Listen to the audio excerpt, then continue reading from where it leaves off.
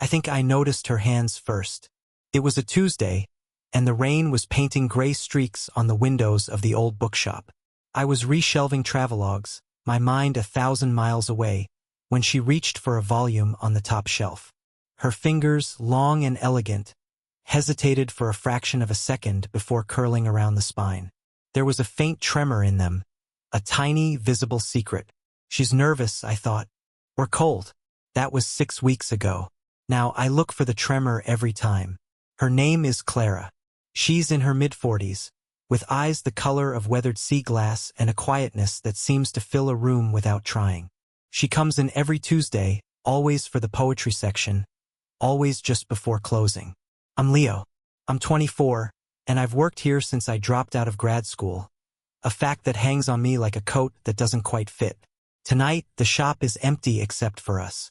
The only sounds are the hum of the aged radiator and the soft rustle of pages as she turns them. She's standing by the bay window holding a collection of Rilke. The evening light, thin and gold, catches the silver threads in her dark hair. This line, she says, her voice quiet but clear in the stillness. She doesn't look at me. It says, perhaps all the dragons in our lives are princesses who are only waiting to see us act, just once, with beauty and courage. I stop pretending to dust the counter. Do you believe that? She finally turns her head, and her gaze is a physical weight. I believe we have far more dragons than we do acts of courage. I walk over, my boots quiet on the worn floorboards. I stop closer than I normally would, close enough to smell the faint scent of her perfume. Like rain on dry earth and something else, something warm and indefinable. And what?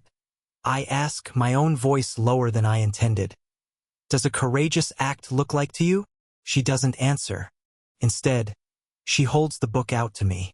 Our fingers brush during the exchange. A fleeting touch that sends a jolt straight up my arm. It's not electric, not like in the movies. It's deeper. A resonant hum that settles in my bones. Her skin is cool. Her eyes drop to my hand, still hovering near hers, then lift to meet mine. She doesn't pull away. The silence between us stretches, becoming a third presence in the room. It's not awkward. It's full. It's filled with all the unspoken words from the past 6 Tuesdays, with the way I always find an excuse to be near the poetry section at this time, with the way she sometimes catches me looking and doesn't immediately look away. I can see the pulse fluttering at the base of her throat. I can see the conflict in the slight part of her lips, as if she's about to speak or sigh, or the bell above the shop door jangles, harsh and sudden. We spring apart as if scalded. An elderly man shuffles in, shaking water from his hat. The moment shatters into 1,000 glittering pieces around our feet. Clara's expression closes, a curtain drawn shut. She takes a slow step back, her posture stiffening, the graceful lines of her body turning into a fortress. I should, she whispers, the words trailing off into the now hostile silence. She turns and walks toward the philosophy aisle, leaving me standing there, the weight of the Rilke heavy in my hands, the ghost of her touch still burning on my skin. The book felt like a lead weight in my hands for the rest of the week. I found myself reading the line about dragons and princesses over and over. My last relationship had ended in a slow, quiet fizzle, a mutual acknowledgement that we were just two people keeping each other company in our loneliness. It left me with a hollowed-out feeling, a sense that I was just drifting. Clara, she wasn't adrift. She was an anchor, and I was terrified of both grabbing hold and letting go. I knew it was risky. I'd seen the way my friends joked about cougars, a term that felt crude and entirely wrong for her. For me, it wasn't about some fantasy. It was the way her intelligence felt like a quiet challenge, the way her stillness seemed to hold a universe of lived experience I could only guess at. I was a kid who'd quit his future. She was a woman who had clearly built one. The gap between us felt less like years and more like a chasm of competence. The following Tuesday, she came in later than usual, her shoulders tight with a day's worth of tension. She bypassed the poetry and went straight for the art books, her movements clipped.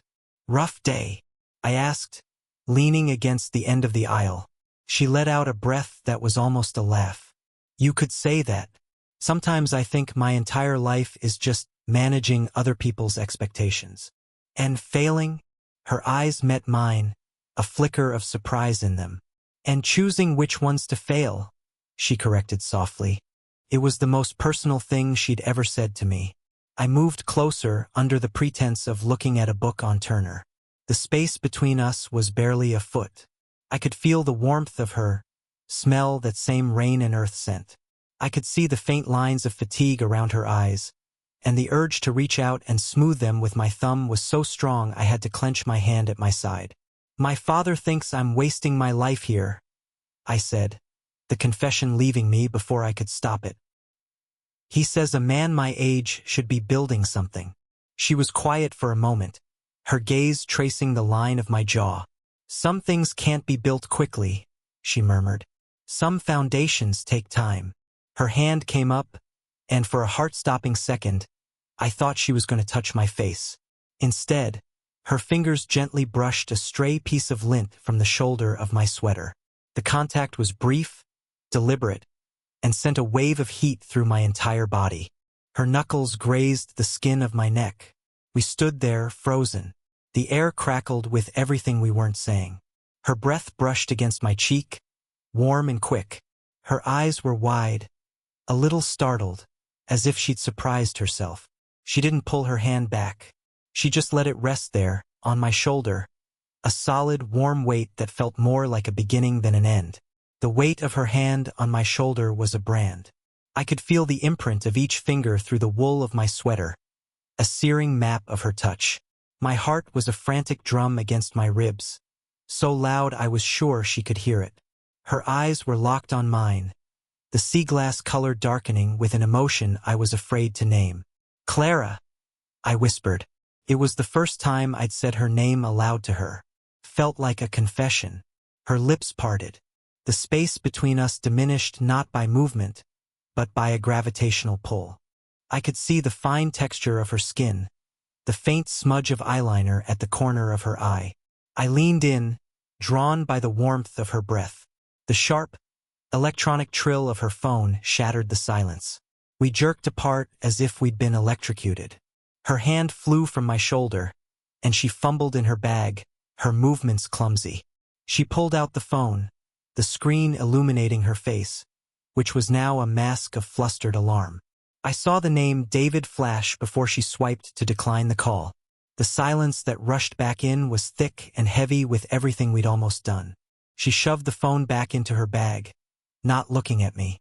My husband, she said, the word landing between us like a stone. I knew. Of course I knew. I'd seen the pale band of skin on her ring finger, a ghost of a commitment she didn't wear to a dusty bookshop on Tuesday evenings. But hearing her say it, it made it real. It made me an accomplice. I should go, she said, her voice tight. She hugged her arms around herself, the graceful woman from moments ago replaced by someone guarded and small. Don't. The word was out before I could think. It was raw pleading. She stopped, her back to me, her shoulders tense. Just don't go like this. I moved around her, not touching, just placing myself in her line of sight. The guilt was a cold knot in my stomach, but it was tangled up with a desperate, clawing longing. One more minute. Her eyes searched mine, filled with a turmoil that mirrored my own. She was fighting it. I could see the war between duty and desire playing out in the tight line of her mouth, the tremor in her hands. She didn't leave. Instead, she took a half step forward, closing the distance again. This time it wasn't a lean in for a kiss. It was a surrender. She let her forehead rest against my chest, a quiet, devastating weight. I froze for a second, then my arms came up around her, holding her.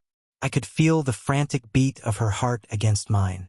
We stood like that in the silent, dusty shop, two people clinging to the edge of a cliff, knowing the fall would ruin us, and unable to let go. Her forehead was a warm, heavy weight against my chest. I could feel the fine silk of her hair against my chin, the slow, shaky exhale of her breath warming the skin at my throat through my shirt. My arms were locked around her, holding her as if she were the only solid thing in a tilting world. The scent of her, Rain, earth, and that warm, indefinable note was all I could breathe. We didn't speak. The air was thick with the words we were too afraid to say. I could feel the tension in her back, the rigid line of her spine under my palms. She was holding on just as tightly as I was. Then, a shudder ran through her. A small, broken sound escaped her lips, half a sob, half a sigh. It was the sound of a dam cracking.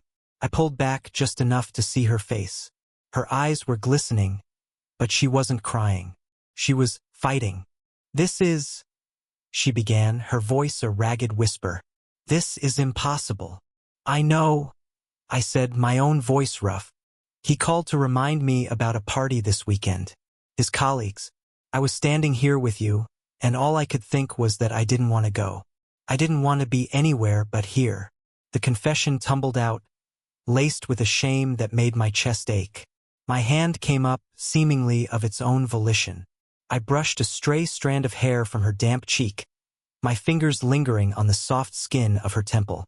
She flinched at the contact, but then leaned into it, her eyes closing for a brief, blissful second. "Clara," I whispered, my thumb stroking her cheekbone. "Look at me." Her eyes opened. The conflict was still there, but beneath it was a raw, undeniable hunger. It mirrored the fire roaring in my own veins. "I think about you all the time," I breathed, the words a secret for her alone. "I count the hours until Tuesday. It's an obsession." Her breath hitched. She didn't pull away. Her gaze dropped to my lips. "This is a mistake," she whispered, but her body was leaning into mine, her hands coming up to clutch at the front of my shirt. "Then let's make it," I murmured, my face so close to hers I could feel the heat of her skin. I could feel the faint tremor in her hands where they fisted in my shirt. I could see the frantic pulse at the base of her throat. Her lips were inches from mine. The air vanished. The world shrunk to this single, breathless point of anticipation. My head started to tilt, hers angled to meet me. And then, from the back room, the shop's landline began to ring, shrill and relentless and impossibly loud. The phone rang and rang, a jarring alarm in the sacred quiet we'd built. On the fifth ring, the answering machine in the back room clicked on. My own voice, cheerful and distant, echoed through the shop. "You've reached the quiet page. We're closed. Please leave a message." A beep. Then, a woman's voice, bright and familiar. "Leo? Hey, it's Sarah. Just checking if you're still on for drinks tomorrow. Call me back. I miss you." The message ended with a final, decisive click. The silence that followed was worse than the ringing. It was a physical presence, cold and suffocating. I felt Clara go rigid in my arms. The hands that had been clutching my shirt slowly uncurled, her palms flattening against my chest, not in an embrace, but as a barrier. She pushed back, gently but firmly, creating a space between us that felt like a canyon. Couldn't look at her. My face was burning with a shame I hadn't felt since I was a boy caught in a lie. "Sarah," Clara said. Her voice was flat, devoid of all the warmth it had held moments before. "Your girlfriend. Ex," I corrected, the word rushing out too fast, sounding defensive. It's over. It has been for months." She finally took a full step back, wrapping her arms around herself again, her posture a fortress I could no longer breach. Her gaze was on the floor, but I could see the muscle in her jaw working. "You didn't tell me you were seeing someone," she said, not as an accusation, but as a simple, devastating fact. "I wasn't. I'm not." I ran a hand through my hair, frustrated. "It's complicated." She let out a soft, bitter laugh that held no humor. "Isn't it always?" Her eyes lifted to mine, and the raw hunger was gone, replaced by a weary, profound understanding. "You're a young, beautiful man, Leo. Of course there are Sarahs. It's not like that, isn't it?" She took another step toward the door, her movements slow, as if she were moving through water. "You have a whole life ahead of you, a life of parties and drinks, and women your own age who miss you." She stopped, her hand on the back of a leather armchair, her knuckles white. My life is managed expectations. And this, she gestured between us, a faint, trembling motion. This was an escape from that. For both of us, I think. She was right, and the truth of it was a punch to the gut. This wasn't just about her marriage. It was about my drift, my inability to build anything real. I was using her stillness as an anchor, and she was using my attention as a rebellion. She looked at me then, a long, deep look that felt like a goodbye.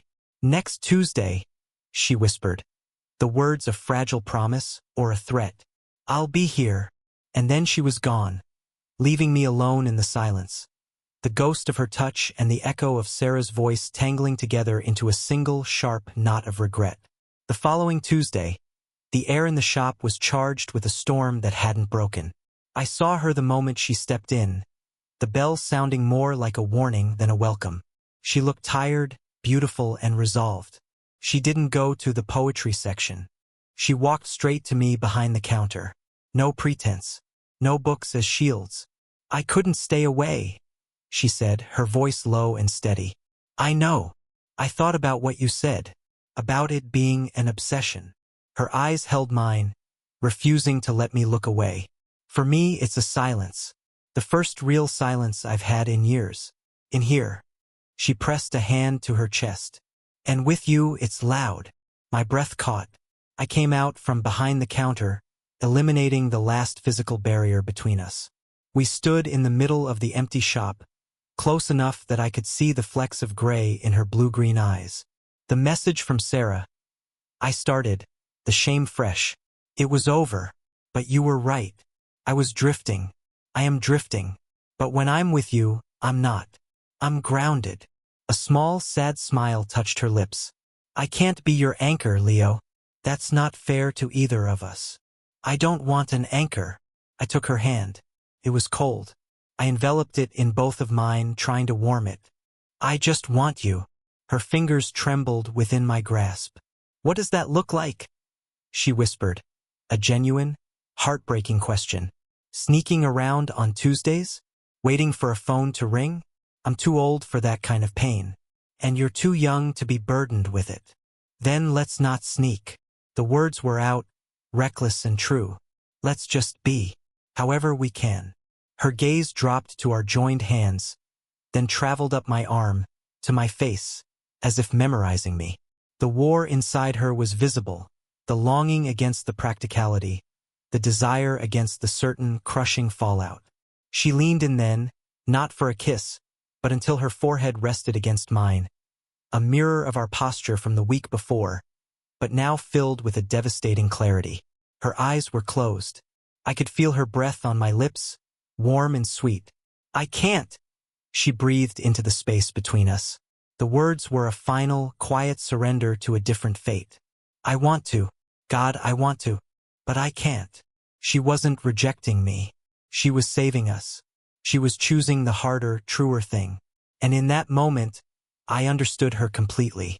I saw the weight of her life, her promises, herself, and the incredible, painful courage it took to not break them for a beautiful, Tuesday-shaped fantasy.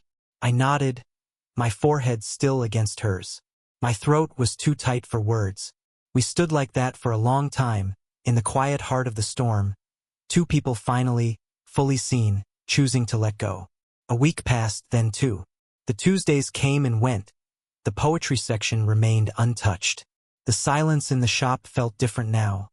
Not full of potential but hollowed out, final. I started packing my things. The drift was calling again, stronger than ever. Then, on a Thursday, the bell chimed. She stood there, silhouetted against the gray afternoon light. She wore a simple black coat, and she carried no bag. Her hands were empty. My heart hammered against my ribs. A frantic, hopeful bird. I quit my committee, she said, her voice clear, without a tremor. The one that was all his colleagues. I told him I needed my Tuesdays back. I couldn't speak. I just stared. And she took a step inside, letting the door swing shut behind her. I don't want to be your anchor, and I don't want you to be my rebellion. She took another step, then another, until she was standing right in front of me. I just want to be the person you talk to about poetry on a Tuesday. And maybe on a Thursday, too.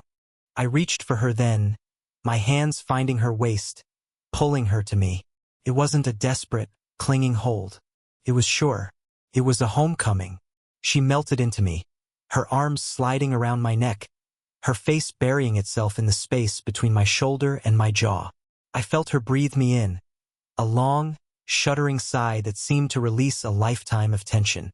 We stood like that for a long time, just holding each other in the middle of the quiet shop. There were no more dragons to slay, no more acts of courage required.